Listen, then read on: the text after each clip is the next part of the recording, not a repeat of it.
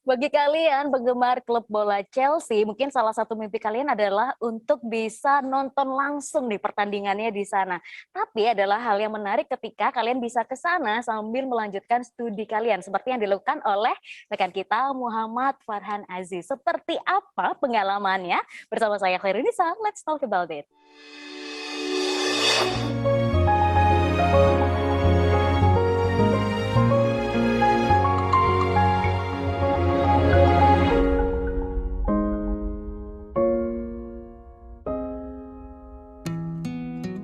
Ya pemirsa, kembali lagi bersama kami dalam program Let's Talk. Pada episode kali ini kita akan berbincang banyak mengenai bagaimana sih perjalanan untuk mendapatkan sebuah beasiswa bersama dengan narasumber kita kali ini, Mas Muhammad Farhan Aziz yang merupakan LPDP awardee dan juga MNC in Public Policy of Edinburgh University. Waduh, ini salah nggak ya ngomongnya? Kita sama dulu, halo. Assalamualaikum Mas Farhan. Waalaikumsalam Mbak. Iya, aduh. Gimana nih kabarnya hari ini dan kesibukannya apa nih kalau boleh diceritakan ke viewers dari UBTV? Ya alhamdulillah sampai saat ini ketika summertime kondisinya bagus, sehat dan juga saling jaga kesehatan karena kan di sini aku juga nggak cuma sendiri tapi juga sama teman-teman lainnya yang tergabung dalam PPI se-Edinburgh. Jadi kita melakukan banyak aktivitas dan kalau jenjang S2 kayak aku sendiri Public Policy itu sekarang lagi ngerjain disertasi atau kalau S2 di Indonesia namanya tesis gitu. Sekitar 3 tahun. Berarti sudah mau menjelang akhir studinya ya sekarang ini? Kalau di UK itu S2-nya 1 tahun Mbak. Jadi terakhir itu bulan Agustus 2022 ini insya Allah lulus udah S2.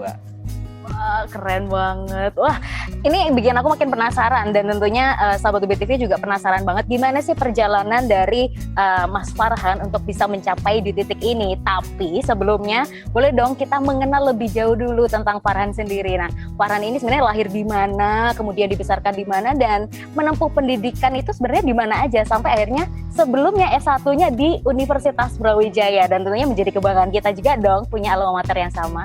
Jadi aku ini asli orang Serang, lahirnya 28 April 1998, sekarang umurnya 24 tahun. Terus lanjut di pesantren, pondok pesantren Darul Qolam Tangerang, itu pondok alumni Dr. Ponorogo, sekitar 6 tahun, jadi jenjang SMP SMA. Nah setelah itu langsung buat kuliah di Brawijaya, jurusan akuntansi 2016 sampai 2021, lulusnya telat gitu kan. Nah sekarang kuliah di Edinburgh.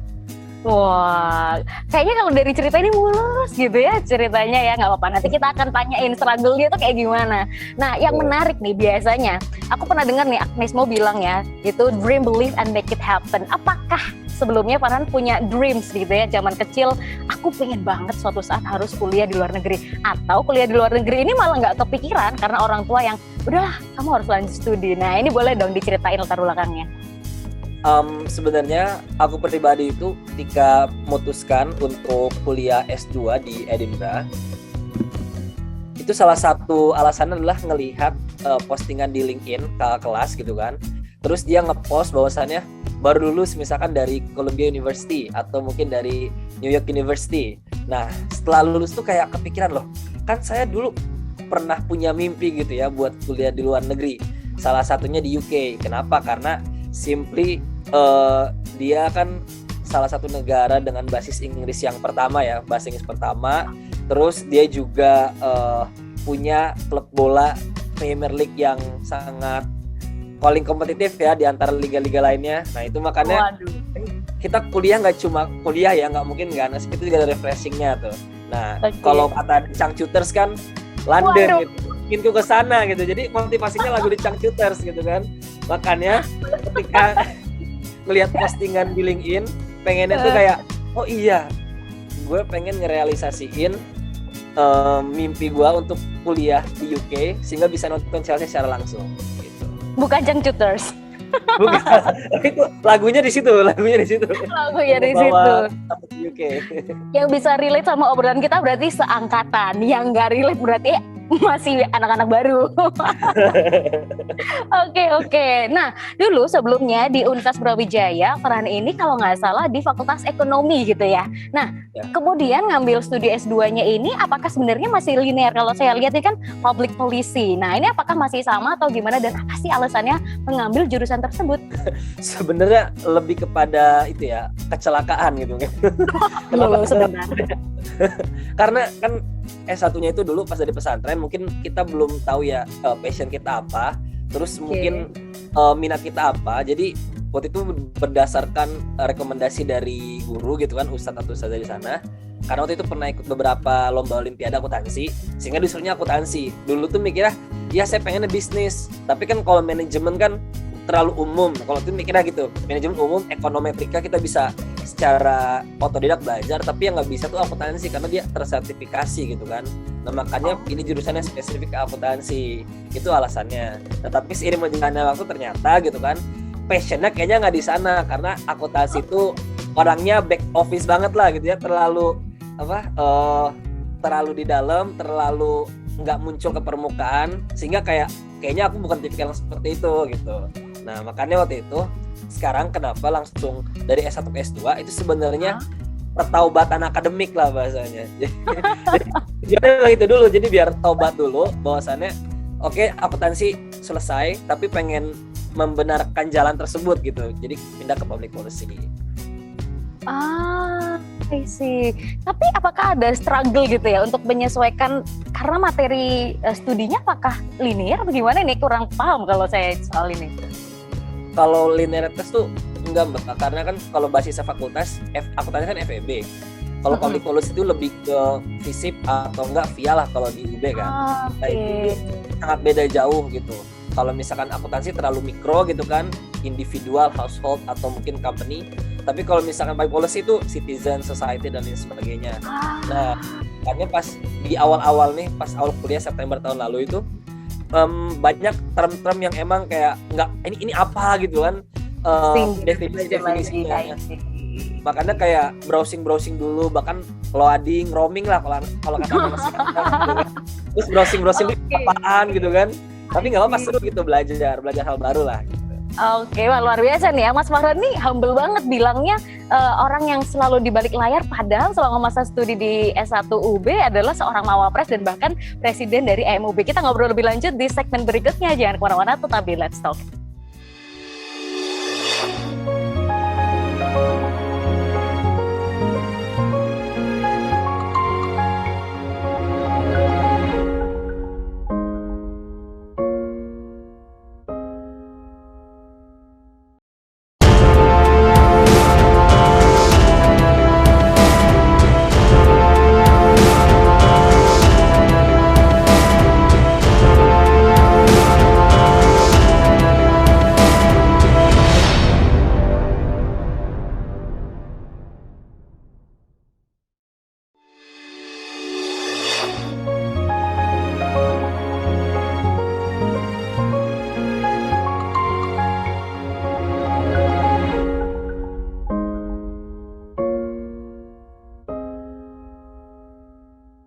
Ya pemirsa, kembali lagi bersama kami dalam program Let's Talk. Masih ngobrol-ngobrol nih sama Mas Farhan. Di segmen sebelumnya sudah diceritain alasan kenapa memilih jurusan Public Policy, padahal itu adalah kecelakaan. Nah, kalau masuk di University of Edinburgh ini apakah juga kecelakaan? Atau memang oke, aku pas daftar LPDP udah pasti aku mau daftar ini gitu?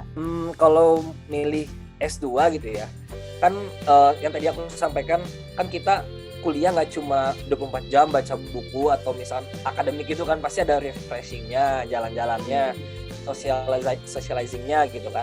Nah itu aku milih negara dulu tuh basisnya, bukan kampus tapi negara dulu. Negara mana? Kalau kata orang-orang the best akademik itu ada di UK ataupun US. Tapi karena US kayaknya terlalu besar gitu kan, nggak mungkin lah setahun 2 tahun bisa mengelilingi US gitu kan. Makanya aku pindah dulu tuh, emang dari dulu tuh pengennya ke UK gitu, makanya milihnya UK. Nah terus dilihat tuh kampus-kampus mana yang emang bagus untuk public policy, baru masuk ke kampus dan jurusan. Nah saat itu kampus-kampus terbaik itu kan ada Oxford, Cambridge, terus London School of Economics, LSE, terus baru yang keempat University of Edinburgh untuk jurusan Public Policy, termasuk juga UCL, University College London. Nah, aku kebetulan apply nih ke beberapa kampus, ada yang dari LSE, ada yang UCL, ada yang King's College, ada yang Edinburgh. Nah, di situ tuh sebenarnya ada drama-dramanya juga, jadi nggak semuanya mulus gitu. Kayak contoh di LSE itu aku kebetulan ditolak untuk jalur jurusan MPA, Master of Public Administration. Tapi beruntungnya juga terima juga di UCL, University College London gitu. Nah, ada yang terima, ada yang ditolak lah di kampus-kampus yang tertuju gitu. Nah, terus ada tuh pas aku lihat mana yang paling bagus lah, dua terbaik itu jatuh ke Edinburgh atau ke University College London. UCL ini kalau secara peringkat umum bagus karena peringkat 8 dunia. Kalau Edinburgh peringkat 15 dunia gitu kan. Nah, kalau untuk jurusan Public Policy juga sama-sama di top 10 di UK gitu. Nah, tapi saat itu kenapa lebih memilih Edinburgh sekalipun peringkat umumnya lebih rendah dibanding UCL, karena waktu itu Edinburgh ini menawarkan kebijakan sosial yang konsentrasinya itu hanya wilayah Skotlandia saja. Jadi kan kalau di UK kan ada Skotlandia, ada Wales, ada Inggris, ada Ireland. Nah itu yang jadi menarik karena aku pribadi nyari public policy yang emang orientasinya tuh lokal gitu loh, bukannya nasional. Nah kalau misalkan si MPA-nya UCL ini lebih ke kebijakan inovasi sama kebijakan yang berskala nasional, internasional, dan juga untuk developing countries, develop countries gitu. Makanya di situ keputusannya adalah mending nyari Edinburgh karena lebih cocok sama orientasi ke depannya gitu. Waduh, visioner banget nih ya Mas Farhan, luar biasa. Nah, yang bikin saya penasaran nih, mungkin juga teman-teman dari Sahabat UBTV juga penasaran, ketika kita mendaftar beasiswa, apakah memang harus jalurnya tuh keterima dulu di universitas yang kita inginkan, baru daftar atau apply beasiswa, atau gimana nih menurut pengalaman Mas Farhan? Kalau di LPDP itu ada dua kebijakan, pertama LOA dan juga yang kedua non LOA. Sebenarnya sama aja, Mbak. Jadi sekalipun teman-teman udah dapat LOA, itu bakal sama proses seleksinya. Ada tes administrasi, tes bakat skolastik, ada tes wawancara, sama aja. Cuma kalau kata orang-orang, ini kan cuma obrolan netizen aja gitu kan. Kalau udah ada LOA, itu bakal memperkuat gitu, lebih meyakinkan si asesor untuk menerima kita sebagai calon penerima LPDP kayak gitu. Oh oke. Berarti dari segi timeline ini tidak akan tumpang tindih gitu ya. Jadi udah pasti untuk pembukaan penerimaan di universitas lebih dahulu daripada LPDP atau gimana? Kalau di UK dan sepertinya hampir semua lah, biasanya admission itu dimulai dari tahun lalu ya, tahun sebelumnya. Misalkan aku masuk tahun 2021, dari mulai September 2020 atau mungkin November atau mungkin Desember itu udah mulai tuh admission proses. Nah biasanya kita udah apply, submit aplikasi sekitar sebulan 2 bulan itu udah ada pengumumannya. Itu 3 bulan lah paling lama. Nah itu paling sekitar bulan Maret April udah ada LOA-nya. Nah baru LPDP biasanya dibuka bulan Mei gitu tahap pertama. Tahap kedua baru misalkan yang non LOA, bagi yang teman-teman yang belum dapat LOA itu bulan September atau Oktober gitu. Nggak overlapping tuh secara jadwal. Oke, nah secara administrasi apa aja sih sebenarnya yang perlu dipersiapkan oleh para calon pendaftar beasiswa? Khususnya LPDP ya? LPDP. Nah kalau di LPDP itu biasanya kita disuruh ngisi form di website mereka. Ditanyain lah misalkan kamu siapa, latar pendidikannya apa, riwayat organisasinya, pekerjaan, prestasi, dan macam-macam. Intinya kayak akumulasi CV teman-teman yang lebih spesifik, yang lebih detail gitu kan, ditanya sama LPDP. Terus juga ada dokumen kayak tes bahasa Inggris kayak IELTS atau TOEFL yang emang diakuin, TOEFL IBT. Nah terus juga ijazah dari kampus S1 teman-teman. Terus juga ada esainya itu berupa personal statement. Terus juga esai kontribusi. Jadi kalau personal statement itu lebih esai yang ke belakang lah, what you have done in the past lah kalau pertanyaan umumnya lah. Jadi kamu nyeritain apa yang kamu lakuin sehingga kamu nggak apply LPDP. Tapi kalau esai kontribusi, kamu udah di posisi ini, kalau kamu dikasih beasiswa, for the future kamu bakal ngapain untuk Indonesia gitu. Wah, boleh dong di-spill dikit kalau Mas Farhan kira-kira mau kontribusi apa untuk Indonesia? Berat. Ini pertanyaan berat banget ini. Soalnya nggak dong dibilangin, boleh lah di-spill dikit aja. Dikit-dikit ya. Ya, waktu itu tuh pas apply beasiswa kan sebenarnya kayak kalau misal pertanyaannya adalah kita pengen ngapain sih kontribusi, apa yang bakal kamu kontribusikan ke Indonesia, itu Indonesia kan luas ya, masalahnya banyak gitu kan, kurangnya banyak, kayak nggak bakal realistik dan terkesan lip service kalau misalkan kita bilang sebagai warga beasiswa saya bakal berkontribusi ke Indonesia gitu. Nah makanya sebenarnya itu bisa di narrow down lagi kan dengan cara misalkan basisnya regional atau mungkin dalam satu isu permasalahan ataupun waktu itu kebetulan orientasi aku itu ke Banten karena kan wilayah aku pribadi kan ke wilayah lahir, emang karena pengen kerja di sana ngurusin kebijakan di sana. Nah itu di Banten itu ngomongin soal program pengangguran, salah satunya mungkin ada program kartu prakerja yang di launch oleh Kemenko Perekonomian kan, itu basisnya nasional tapi diturun juga ke daerah-daerah tuh. Nah itu coba kita aktifasi dan kayak coba kita evaluasi impact-nya sama konteks yang dialami Banten sama Jakarta itu komparasinya kayak gimana gitu, sehingga kita bisa dapat pembelajaran ya gimana cara program ini works better lah for Banten gitu. Itu sih luar biasa. Farhan for titik-titik. Ini kalau kita bahas lebih detail dan mungkin pemirsa mikirnya wah matang sekali nih ya visi dari Mas Farhan ketika menempuh kuliah dan udah jelas. Tapi mungkin kita pengen flashback nanti di segmen berikutnya. Jangan kemana-mana, tetap di program Let's Talk.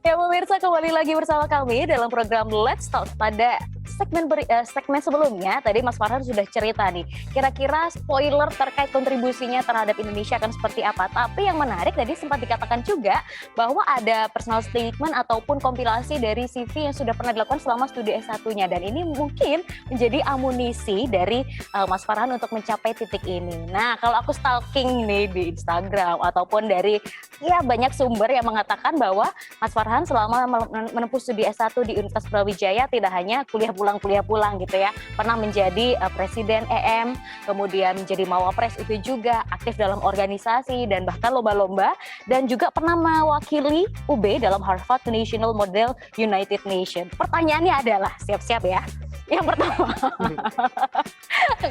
yang pertanyaannya paling menarik itu sebenarnya adalah ini pertanyaan klise tapi setidaknya memang harus dijawab, adalah bagaimana cara bagi waktu gitu ya, karena dari prestasi yang didapat oleh Mas Farhan ini juga nggak main-main dan memikul tanggung jawab yang luar biasa, tidak hanya atas nama pribadi tapi atas nama alma mater Universitas Brawijaya. Silakan. Kalau soal time management tuh tinggal ngomongin soal mindset dan juga tahu batasan dulu. Kan kalau di UB ya, kalau kita kuliah kan namanya IPK, kalau pengen dapat A itu nilainya 80 kan. Kalau emang dapat 80 itu udah A, ngapain kita dapat 85 padahal sama-sama A juga. Karena dengan 80 ke 85 tuh ada effort lebih kan. Jadi kayak kita tuh kalau aku pribadi nggak mau ngabisin tenaga lagi untuk dapetin nilai yang 85 padahal kita 81 aja udah cukup gitu loh untuk dapat A. Karena sisanya itu bakal dialokasiin buat konsentrasi ke lomba, organisasi, kepanitiaan gitu-gitu. Jadi emang tahu batas dulu, terutama akademik, karena kan yang utama akademik kan. Walaupun kan banyak gagalnya juga di situ juga, misalkan kita dapat nilai B, misalkan nilai C+, misalkan, terus itu pasti ada gitu loh. Tapi itu udah tahu batasan lah minimal, sehingga kita tuh bisa tahu kapan ngegas, kapan ngerem gitu kan kalau kayak gitu. Nah di akademik kayak gitu, sehingga itu bisa bagi waktu buat organisasi, buat perlombaan, dan mungkin yang jadi tipping point tuh pas soal berani untuk tidak selalu nongkrong-nongkrong yang tidak ada faedahnya gitu. Karena kan kalau anak muda kan apalagi di Malang gitu kan pasti kan pada bersosialisasi lah ya. Terus juga diperhalus. Ya. Ngobrol-ngobrol sama teman itu tuh some extent juga boleh kan, kayak weekend ataupun kita lagi santai itu boleh. Tapi kan kalau misalkan terlalu sering terus juga bingung apa hasilnya juga sayang banget gitu. Kadang kan makanya seringkali waktu pas di Malang tuh mungkin ngabisin waktunya untuk kayak persiapan lomba atau mungkin rapat organisasi gitu-gitu. Nah makanya alokasi buat hahaha itu jujur konsekuensinya adalah lebih berkurang mungkin kalau ditimbang teman-teman pada umumnya kayak gitu. Tapi menurutku nggak masalah karena worth it sih hasilnya gitu. Nah, langsung nyambung soal ini. Nah, apa yang dilakukan oleh Farhan selama menempuh studi S1 ini, kontribusinya bagaimana dengan perjalanan Farhan mendapatkan beasiswa sampai menjalani studi di luar negeri saat ini tuh kira-kira seperti apa sih pengaruhnya? Nah, jadi perjalanan S1 di Brawijaya sekitar 4 tahun gitu, itu membuat aku tuh punya modal penting untuk lolos seleksi LPDP. Nah, fun fact-nya adalah pas tahun 2021 itu, aku tuh salah satu dari sekian dikit peserta yang lolos dengan status belum diwisuda. Jadi aku lolos LPDP bulan Juli itu belum diwisuda karena aku wisudanya bulan Agustus 2021. Septembernya langsung berangkat ke UK. Gitu. Wow. Karena aku baru dapat SKL. Jadi aku modal di LPDP itu pakai SKL, surat keterangan lulus kan. Padahal harusnya mintanya tuh ijazah sama LPDP gitu. Nah, jadi itu juga salah satu angkatan termuda 2016 atau 2017 yang bisa lolos ke LPDP gitu. Nah, kalau menurutku adalah persiapan lolos beasiswa itu merupakan akumulasi dari apa yang sudah kita lakukan selama sarjana gitu loh. Makanya aku sih mikirnya apapun yang ada mimpi ataupun tidak pengen keluar negeri, selama kamu S1 misalkan ya harus dilakukan yang terbaik gitu. Walaupun pasti ada kekurangan tapi kita mencoba untuk memperbaikinya lah gitu. Biar ujung-ujungnya nanti mungkin salah satunya keberuntungannya kayak aku sendiri gitu. Dan habis lulus apply sekali itu langsung lolos. Padahal kalau ngeliat dari cita-cita senior itu banyak yang bahkan 8 kali nyoba, 6 kali nyoba. Makanya aku merasa bersyukur banget gitu kan, fresh graduate dengan pengalaman seadanya bisa lolos LPDP. Duh, merendah sekali loh. Nah, siapa sih orang yang paling berjasa untuk Mas Farhan sampai bisa di titik ini? Sampai hidup ini ya, 25 tahun ngebuat LPDP kan pertanyaannya? Iya, untuk personal maksudnya. Yang paling berjasa, pasti banyak. Tapi kalau pilih satu, sekiranya siapa? Banyak. Salah satunya mungkin orang tua saya lah pastinya ya. Karena kan yang selalu melihat perkembangan anaknya gitu dari pas dulu bocah gitu kan, ingusan sampai sekarang gitu, lagi quarter life crisis gitu kan. Berat. Orang tua selalu hadir gitu. Jadi ya pasti orang tua lah, kedua orang tua bapak sama ibu. Oke, terakhir apa pesan dari Mas Farhan untuk teman-teman satu perjuangan yang mungkin sekarang juga lagi berusaha banget untuk apply beasiswa atau teman-teman nih terutama sahabat BTV yang masih menempuh studi S1-nya, silahkan. Karena ini berhubungnya konteks itu tentang UB TV ya, UB dan alma materku. Sebenarnya tuh banyak gitu loh teman-teman di sekitar di UK lah terutama alumni UB itu sedang kuliah S2 maupun S3 dengan beasiswa. Ada yang sekarang kuliah di Imperial College London, jurusan Aeronautics, itu jurusan tersulit di UK saat ini karena Aeronautics itu luar biasa susah lah. Terus ada yang di Oxford dari S1 langsung S3 tuh lulusan UB, para anak MIPA. Ada juga yang kayak aku di Edinburgh, ada yang di UCL ngambil arsitektur dan lain sebagainya.